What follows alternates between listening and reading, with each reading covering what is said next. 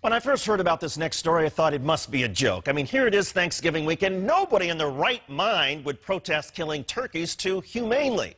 The operative phrase is in their right mind. Allow me to introduce you to conservative columnist Pamela Geller.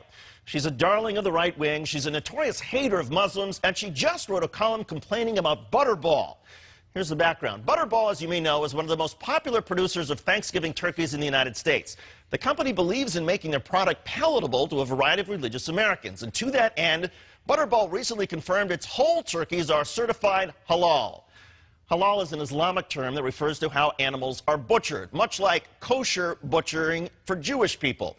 Halal requires that an animal be killed in the most humane fashion possible by swiftly cutting the turkey's throat. According to Geller, this is a problem. Why should we be forced to conform to Islamic norms? It's Islamic supremacism on the march yet again. Yes, according to Pam Geller, it's Islamic supremacism. She went on to write, quote, non-Muslims in America and Europe don't deserve to have halal turkey forced upon them in this way, without their knowledge or consent. So this Thanksgiving, fight for your freedom.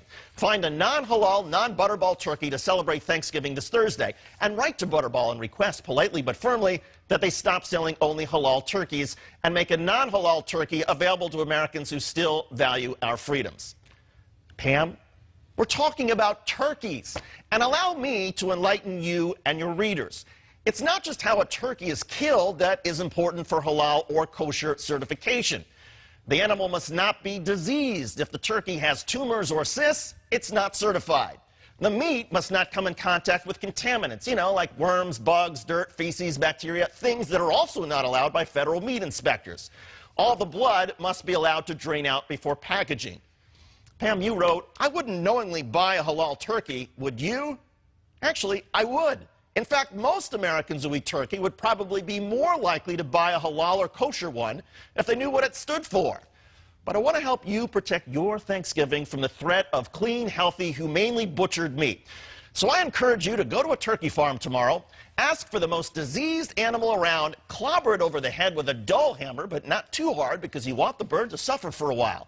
Drag the animal on the ground, smear it in feces, take the bird home, expose it to as much bacteria as possible, then serve it as your Thanksgiving meal.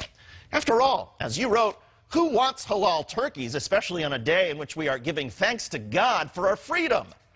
Exercise your freedom, Pam.